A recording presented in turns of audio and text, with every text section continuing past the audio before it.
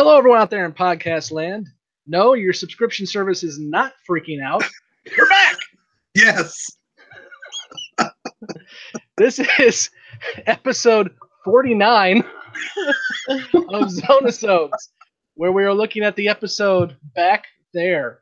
I am Scott, and with me again, as I would say always, but it's been a while. Brandon Davis, and I guess this is kind of more nostalgic than anything. we were discussing before we went live that maybe we'll remember how to do this. We'll see. Yeah. So a little backstory. We were recording back there when we were supposed to. Let me look at my score sheet. January sometime. January 26th. Oh man. We were recording back there, and we were having some internet issues, some screaming kids. Are like, we've been really good about dropping these on time every time. So let's just take a week. We'll regather everything and we'll start again and try over. Well, here we are. It's May 19th. We've done a little bit of time travel ourselves, and we are here. So. For the 5 of us who have kept your subscription, thank you. We greatly appreciate it. Welcome back. We're going to play catch up a lot, but our goal is to continue on. And before it's all said and done, we'll have made up these 12 to 14 weeks of missed episodes, wow. And we should be back on track by 2020. We should be fine. Okay. Hopefully. Well, Brandon, how about you go ahead and tell us what Rod had to say, and then I'll give a synopsis for back. Sure. Witness the theoretical argument. Washington, D.C., the present. 4 intelligent men talking about an improbable thing like going back in time. A friendly debate revolving around a simple issue. Could a human being change what has happened before? Interesting and theoretical, because who ever heard of a man going back in time? Before tonight, that is, because this is the Twilight Zone. I love how they say, whoever heard of a man going back in time, when they've done it like 4 or 5 times already. And they'll be doing it a lot more. Yes. But yeah, so, okay, synopsis for back there. It is April 14th, 1961, the present day, when Peter Corrigan, a young professor, is mixing up with his fellow 1%ers at the Potomac Club in Washington, D.C. They're discussing time travel, and specifically if you can go back in time and change things, or if history is set and nothing can be changed, even if you do go back and involve yourself in what's going on. As Peter leaves, he bumps into the bumbling waiter or house servant, whatever you want to call him, William, and then leaves the establishment to walk right into April 14th, 1865. Obviously, he realizes very quickly that April 14th, 1865 is the day, or the night thereof, of the assassination of Abraham Lincoln. So Peter immediately goes to Ford's Theater to try to stop the assassination, but he is arrested by police, and he is thought to be drunk. Sent to the police station, but is picked up by a gentleman named John Wellington, who brings him back to his apartment. We soon find out that John Wellington is, in fact, John Wilkes Booth. He's, my brain just died. He knocks Peter out. Drugs him. That's the word I was going for. I'm really not on drugs, but he does. He drugs him. And goes to the theater and carries out the deed. Peter returns back to the present day of 1961, thinking that he really truly can't change history, until he sees William, the house butler, who is now one of the high-end members of the club. So things have changed just a bit. And he realizes that William's great-great-great-grandfather was a police officer who told everyone of what Peter told him regarding John Wilkes Booth, and that set him on a course that would leave his ancestry, or his future descendants. There we go. Not ancestry, descendants. God, it's been a while, folks. My English will come back to me. his future descendants on a path much better than what they were to begin with. So, Brandon, that was a very long intro because I didn't write it down. I will fix that for future episodes when we get back into this. But tell me some things that you liked about Back There. Uh, full, full disclosure, I went back and rewatched this. This had been 4 months. Wait for it. You went back there to Back There? Yeah. This is an interesting episode to start back on. But I thought maybe my opinion would be different because I don't remember exactly what I said 4 months ago, but I don't remember. I do remember it was a very low opinion.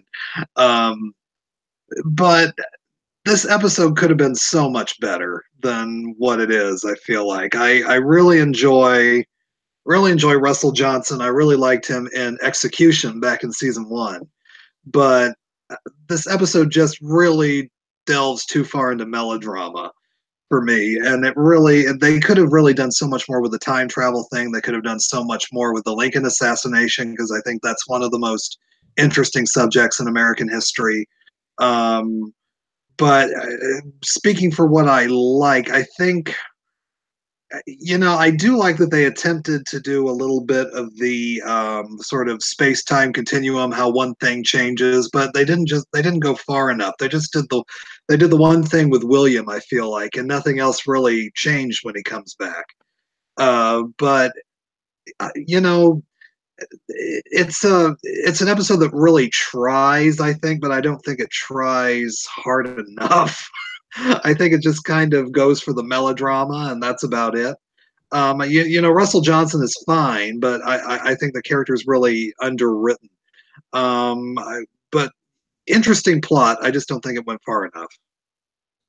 As I mentioned, we were discussing what our structure was because it's been a while, and I forgot that we're supposed to do first impressions and then talk about what we like and what we didn't like. So you did exactly what you were supposed to do.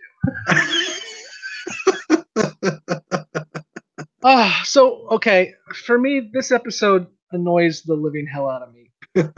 not so much that the plot, well, the plot's annoying too, but this episode is the epitome of having something that could be an amazing idea and just missing the mark in every single thing that you do. It's I'll get into it with things I don't like, which will be much longer than things I do like. But it's just I'm a history guy. I have a degree in history. I used to teach history. I am fascinated. Well, I'm from Springfield, and Brandon's from Lincoln. So we kind of know our Lincoln. I was at the Lincoln home in the Lincoln tomb a few weeks ago for the anniversary. So we know our Lincoln stuff. So we could really find something to enjoy here because it's about the Lincoln assassination in the 1860s. Oh my God, do they completely fall flat on all of this and everything they do. So Brandon, now, what are some things you liked about the episode? As I do like the casting. I think that Russell Johnson's a likable leading actor. He's not.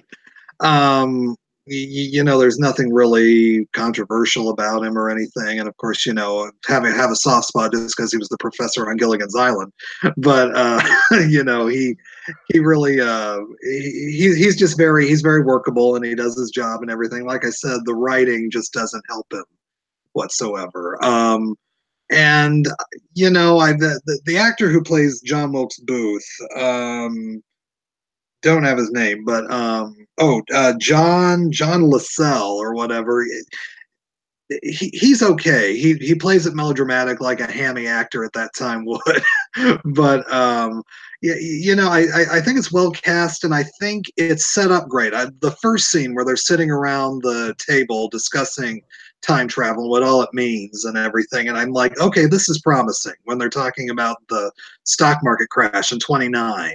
And when they're going into all of that. But once he steps out of that front door and it goes back into time, somewhere it just kind of loses itself. So I think it's cast well, and I think that the premise is interesting. But then once everything goes back in time is when it starts to lose me, and I'll talk about that when we get to our next segment. Yeah, no, I completely agree with everything you just said. Time travel is always it's always hit or miss, because with time travel, the theories kind of deal with everything that's going to happen in the plot. And it's interesting that they do kind of map out the several different theories, one being that time travel is a fixed state and our time itself is a fixed state. And if you go back in time, you always went back in time. You were always a part of the situation. You just didn't know it yet because you hadn't done it yet. Yeah. And the other option is, no, you go back in time and you change things, which then goes into the debate about, is there a parallel? It's the Back to the Future 2 piece. Is there a parallel universe? Are you changing the main universe? So forth and so on. So that's a really fun discussion to have. And I think that's where this episode could have had some interesting twists and turns. Yeah. And we've seen Twilight Zone deal with theories in multiple dimensions and everything before. Mm-hmm. So it's not like they couldn't do it. But really, the only thing I truly liked about this episode is that discussion of time travel. But it completely falls apart once you get past that point. Yeah. So what did you not like? Well, I kept thinking, too bad Robert Zemeckis wasn't around, 2 decades earlier to sort of tweak this for him. But like I said, it starts out so promising, but there's just so many, and I'm usually not very picky about illogical things. Just because if you're telling a good narrative, I forgive that. But just the fact that when John Wilkes Booth comes to get Peter out of prison, I'm like, we're in Washington D.C. He's a famous actor. Someone in that room would recognize him. And that's sort of, I just could never get that out of my head. And then just like I said, the rest of the episode just sort of falls into melodrama. And then the only thing that's been changed is the fact that William the butler is now a millionaire because his father worked for the police station and knew that Lincoln was going to be assassinated. And yet, for some reason, that impresses people, even though he wasn't able to stop anything. and just the way everything plays out, it just doesn't do it for me. And I was looking and I was like, I can't believe this is one that Rod wrote, because even the lesser ones that Rod writes, I feel at least somehow all come together and make sense. But this one just kind of feels like it was thrown together a little bit and it was just played for pure melodrama. And I just really, I don't know. I feel like time travel on the Twilight Zone that we've seen so far has just been played so much more intellectually, like in Execution, Russell Johnson's other one. Yeah. It was played brilliantly. And this time it just kind of, it's presented and then it just falls and goes nowhere. I don't understand how you can have a story about the Lincoln assassination and never go to the Lincoln assassination. Yeah. Now, I know that they immediately wrote themselves into a box as soon as they decided to use this, because obviously Lincoln was assassinated, so he's not going to fix that. But the whole idea here is you could do something more than Peter going from place to place, being an idiot, running around saying, I have to stop it, to a point where people start thinking he's drunk or mentally ill. Yeah. There would be ways that you could have pulled this off, like, he's bounding up the stairs to the balcony of Ford's Theater just too late, or maybe he's the guy who pushes Wilkes Booth out of the balcony where Wilkes Booth obviously jumped and broke his ankle, which would lead later on to his demise. Maybe he's the guy who got him off kilter enough to break his ankle when he hit the stage. Something like that, where he was involved in history. And I go back to an episode of another show that I love, and that is Quantum Leap, which obviously goes with time travel all the time.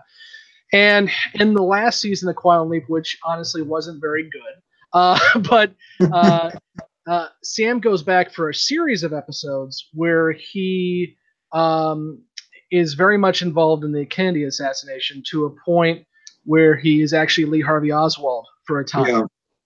And the whole lead up is what's going to happen when he gets to that fateful day in Dallas. And obviously you as a viewer are like, well, he can't stop the assassination because we know it happened. But happens in that episode, spoilers from 1990 something, is he is at the hospital and he is downtrodden because he was not able to stop the Kennedy assassination, but he is told that actually he did change history because originally Jackie had died too. And he had changed history to where Jackie had lived, which obviously was our timeline. I mean, it was not the best of 3 episodes, but it was a better use of that kind of structure where you could have done something to say he was impactful. And yes, obviously they do that at the end with William, but so what? Okay, William's a douchey 1%er. Woo! We changed. Woo. Well, and we don't care, we aren't invested in any relationship or whatever. I was, and this is more your arena. I'm by no means a Trekkie, but I'm thinking to that City on the Edge of Forever episode of Star Trek. Oh, one of my favorites. Which, time travel, you're actually emotionally invested in Kirk's relationship in that episode. And, he's not going to stop, history from happening, even though he loves the character of Edith. I think that's her name. Edith Keeler, yes. Okay. And, but there's nothing like that here. We just see him, screaming, and he's not really engaging with anybody. It's just a lot of people looking at him like he's a madman. The only person he really engages with is Booth, and we know what Booth's up to. And so there's nothing really, there's no moral dilemma in this episode. And you hit on a good point that I forgot, but it struck me when I was watching this episode. This guy is a history professor. Yeah. Okay. Everyone who has studied this part of history knows what John Wilkes Booth looks like. Not to mention, John Wilkes Booth was a very, very celebrated actor of his time, to where people in D.C. would have known his likeness. Because his likeness was on posters all over the town. So the fact that this guy can go around and call himself John Wellington would never work, ever. And he's not wearing any stage makeup or any kind of disguise. You could have had like a crooked nose or something, but no, he had nothing. He had nothing. So this episode's just completely a miss. You have any other final thoughts on this wonderful piece of history? Not really. I was refreshing myself with season 2 and what we've talked about. We've been really kind of, the last episode we talked about, to think all the way back to January, though, was Dust, which was such a pleasant surprise for me. And I love that episode. And we've been on a really good string of episodes, and this one just kind of falls flat. It's just interesting. But when you have, 30 some scripts to write in a season, I guess you're going to have some. But I'm like, there's just some things about this episode that just seem like they write themselves, and yet they didn't cover those the way that they should have. So that's what was frustrating for me about it. Yeah, I think we've said it all at this point. Frustrating is definitely the term I would use for this episode, because again, this could have been a great one, and the premise was there. It's just something happened and it didn't get followed through, or they decided early on that they weren't going to pull. No pun intended. They weren't going to pull a trigger, and so they had to go with the easy way out, and the easy way out was boring and lackluster. Yeah. So, for those of you who are just joining us, we rate these episodes on a series of 1 to 10, and we compare them to other episodes of the Twilight Zone. So, a 1 would be one of the worst episodes of the Twilight Zone, which would be the Fever, or as I always like to put out there, the Bewitching Pool. And a 10 would be one of the best episodes of Twilight Zone, which would also make it one of the best episodes of TV, arguably, of all time. And that would be like The Monsters Are Due on Maple Street was a 10 both do. So let's give our scores for Back There. Brandon, what would you give Back There? Well, it's not the Fever, I'll give it that.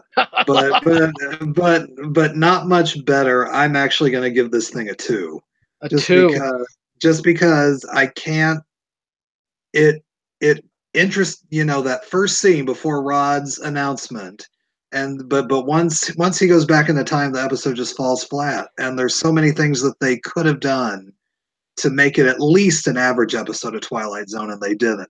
So I really can't give it a much higher mark than a 2. Yeah, you know, I have only given 1 2 ever, Mm-hmm. and that was to Escape Clause, all the way back there in season man. and I've given a couple 3s, including the Mighty Casey and Man in the Bottle, and the Lateness of the Hour.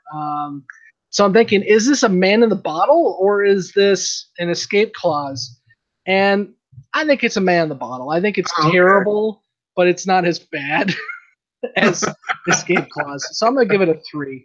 Okay. Definitely a below average episode for both of us. So, as I mentioned at the start of this, it's been a while. And if you're listening to this at the very end of our little run through in 2020 and we're all caught up, then you have no idea what the heck we're talking about. And I apologize for wasting so much time for you. But those of you who've been with us for a while and are wondering what the heck happened, we are back and moving along. We're going to record another one tonight. So we'll at least have 2 in the can.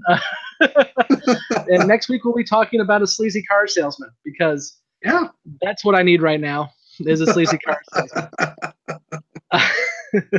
You can always find us on Facebook by looking at the Front Row Movie Reviews, as well as Zone-i-Sodes podcast. You can find us online at thefrontrowmoviereviews.com. There you can find all of the shows in the Front Row Network, including this, but also Brandon's Classics, where he looks at film from yesteryear, and my flashbacks, where I look at films that weren't as good as the films from yesteryear. And you can always get a hold of us at the Front Row Movie Reviews at gmail.com, because I forgot our other Gmail, so we're just going to use that one. Sure. And if you are listening to us, please make sure you subscribe, give us a like and a review on iTunes or your podcast place of choice. And if you're watching us on YouTube, same idea. Give us a like and a subscribe. We love doing this, believe it or not, and we'll be continuing to do it. And we got a long way to go, and now we have a lot of catch up to do. We do. So until we have to deal with Mikhail Gorbachev and a car salesman, I am Scott, and with me has been... I'll read Rod's final words. Oh, yes, please. Thank you.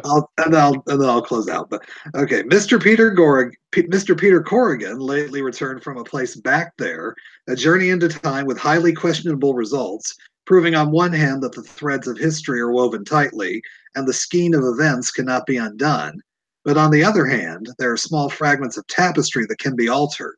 Tonight's thesis to be taken as you will in the Twilight Zone. And I'm Brandon Davis. Until next time, we will see you on the couch where we are not dead. I promise. Right. Auf Wiedersehen. Bye.